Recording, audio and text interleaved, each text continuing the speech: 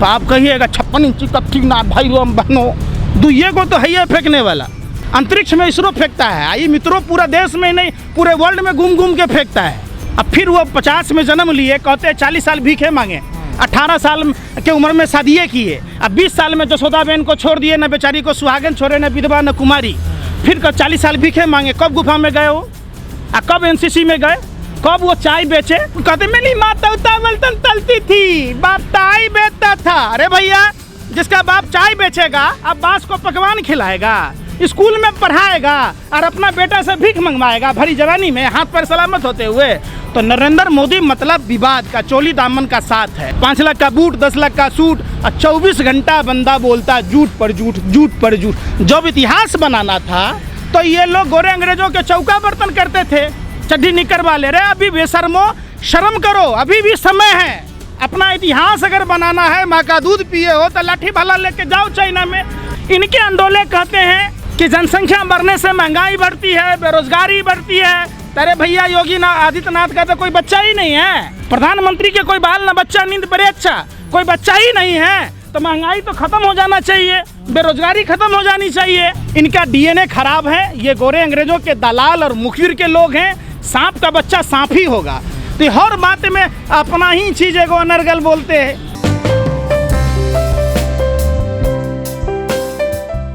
हिंदू धर्म में घर बसाना 16 संस्कारों में से एक संस्कार है, शादी करना। नहीं तो शादी करने की परंपरा नहीं होती।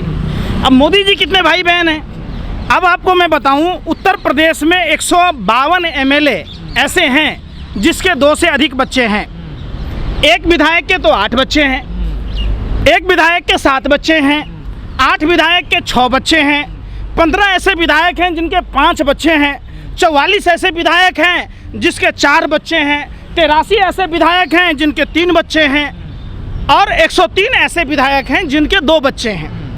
12 ऐसे सांसद हैं जिनके 5 बच्चे हैं, 21 ऐसे सांसद हैं जिनके 4 बच्चे हैं और भाजपा के सहयोगी अपना दल के पकौड़ी लाल के 7 बच्चे हैं। तो ये किस जनसंख्या कानून की बात कहते हैं? इनका जनसंख्या कानून से कोई लेना देना नहीं है।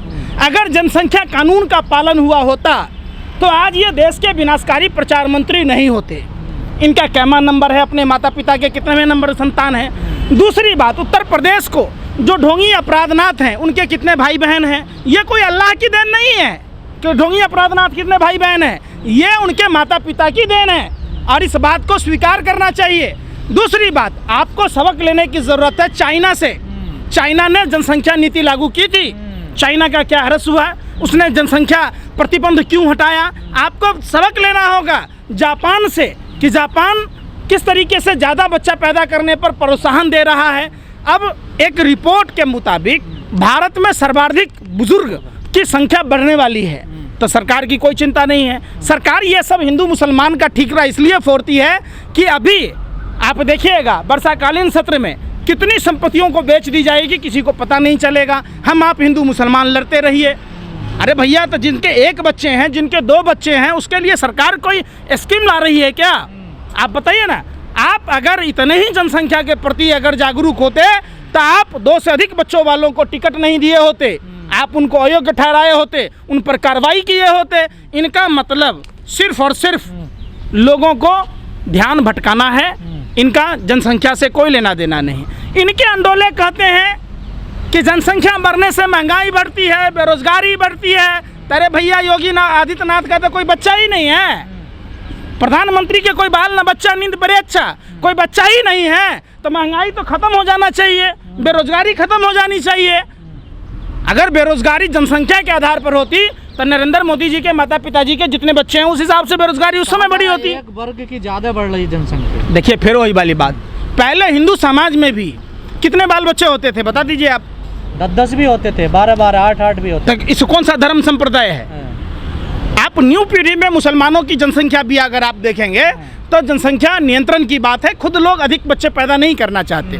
सरकार को चाहिए इसके लिए स्कीम लाया जाना चाहिए कि जिनके 1 बच्चे हैं उनको ये, 2 बच्चे हैं उनको ये सुविधा मिलेगी, 3 बच्चों वालों की ये सुविधा मिलेगी। ऐसा अगर सरकार प्रोत्साहन स्कीम लागू करती है तो लोग खुद संयमित रूप से कम बच्चे पैदा करेंगे।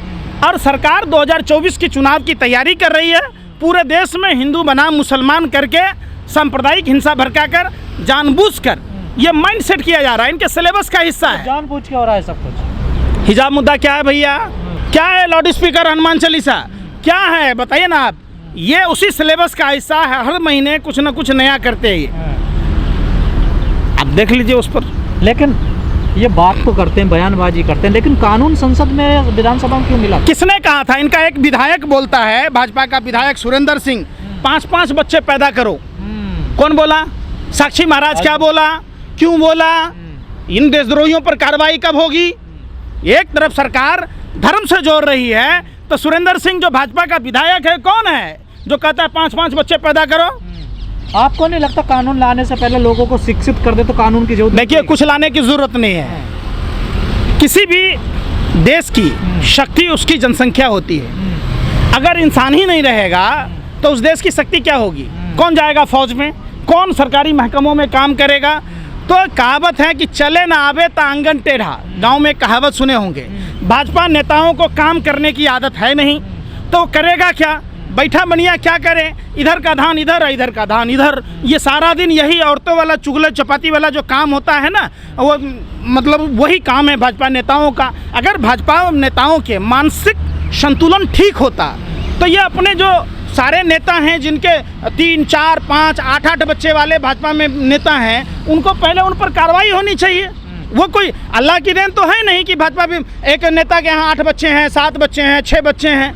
तो ये तो एक मुस्लिम नेता कह रहे हैं तो अल्लाह की देन होती है बच्चे। अरे भैया, ये पति पत्नी का देन होता है, समझिए। ये सिर्फ मुसलमानों पर ठीकरा फोड़ना। हिंदू समाज में भी खुद ब्रह्मा के 17 संतान थे, देवकी के कितने पुत्र हुए? 8वें पुत्र थे भगवान श्री कृष्ण।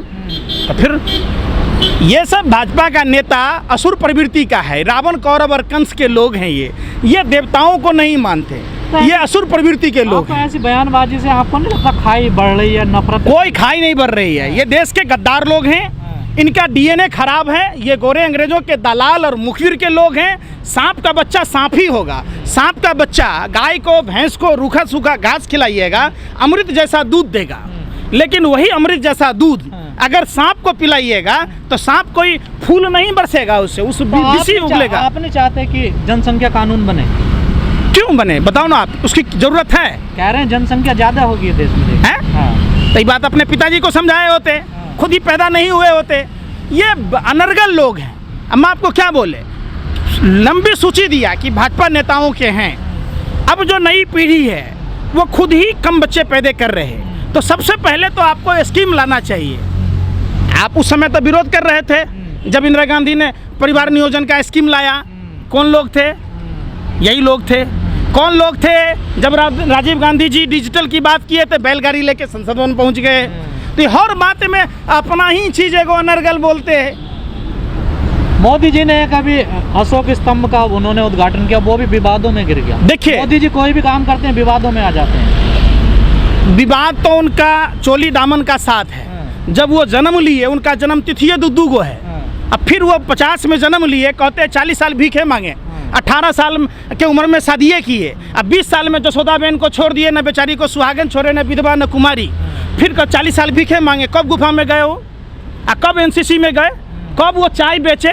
जिसका बाप, आप कहते मेरी माता उतावलतन तलती थी, बाप चाय बेचता था। अरे भैया, जिसका बाप चाय बेचेगा अब बांस को पकवान खिलाएगा, स्कूल में पढ़ाएगा और अपना बेटा से भीख मंगवाएगा भरी जवानी में, हाथ पैर सलामत होते हुए। तो नरेंद्र मोदी मतलब विवाद का, चोली दामन का साथ है, समझिए। ये आदमी है ही पनौती। जो आदमी निकट आया सब गया। देख लीजिए अभी जोरी बनसन का क्या हाल हुआ है ना। आप इजराइल के प्रधानमंत्री को, पाकिस्तान के प्रधानमंत्री को, जहाँ जहाँ पनौती है। पर ये खुद तो बनते चले जा रहे हैं। देखिए क्या बनते जा रहे हैं? माल महाराज के मिर्जा खेले होली, बाप मरा अंधेरे में, बेटा के नाम पावर हाउस।